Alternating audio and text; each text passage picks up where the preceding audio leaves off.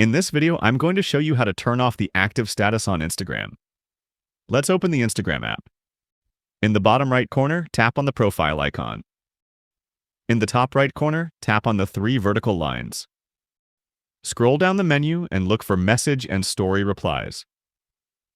Tap on Message and Story Replies. In this menu, tap on Show Activity Status. Here, you can see that our activity status is on, which means everyone can see when I am active or online.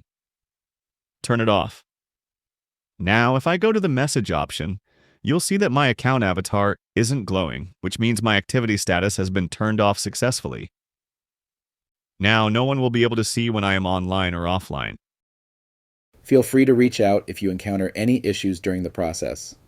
If this video helps you out, please leave a like and subscribe. Comment below if you have any questions. If you need further assistance, consider hiring a professional using the link in this video below.